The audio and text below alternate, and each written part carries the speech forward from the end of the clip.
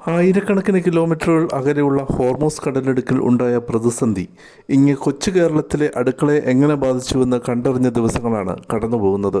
യുദ്ധത്തെ തുടർന്ന് Iran Hormuz കടലിടുക്ക് അടയ്ക്കുമ്പോൾ അത് രാജ്യങ്ങളുടെ സമ്പദ് വ്യവസ്ഥയെ എങ്ങനെയാണ് ബാധിക്കുന്നതെന്ന് നമുക്ക് പരിശോധിക്കാം.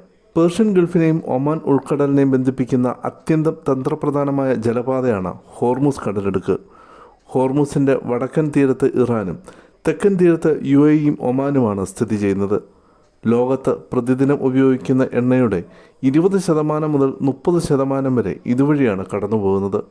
അതിനാൽ ഹോർമൂസിൽ ഉണ്ടാകുന്ന ഏത് തടസ്സവും ആഗോള സമ്പദ് വ്യവസ്ഥയെ നേരിട്ട് ബാധിക്കും. പ്രതിദിനം 20 ദശലക്ഷം ബാരൽ എണ്ണയാണ് ഹോർമൂസ് കടലിടുക്ക് വഴി കടന്നു പോകുന്നത്. Iran, Iraq, Kuwait, Qatar, Saudi, UAE എന്നീ രാജ്യങ്ങളിൽ നിന്നുള്ള ക്രൂഡ് ഓയിൽ ഇതിലൂടെയാണ് പ്രധാനമായും കയറ്റുമതി ചെയ്യുന്നത്. ആഗോള LNG വ്യാപാരത്തിൻ്റെ ഏകദേശം 1/5 ഈ പാതയെ ആശ്രയിച്ചാണ് ഇരിക്കുന്നത്. ഇതുവഴിയുള്ള ഊർജ്ജപ്രവാഹത്തിൻ്റെ ഭൂരിഭാഗവും ഏഷ്യൻ രാജ്യങ്ങളിലേക്കാണ് പോകുന്നത്.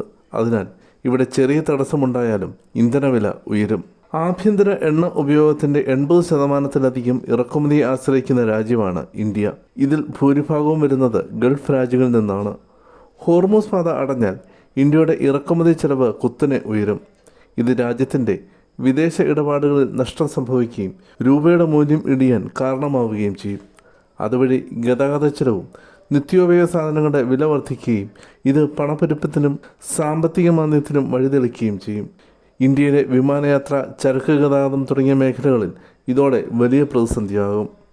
ചുരുക്കം പറഞ്ഞാൽ ഇന്ത്യയുടെ സാമ്പത്തിക സ്ഥിതിയിൽ നിർണായക സ്വാധീനം ചെലുത്താൻ ഹോർമൂസ് കടലിടുക്കിന് കഴിയും.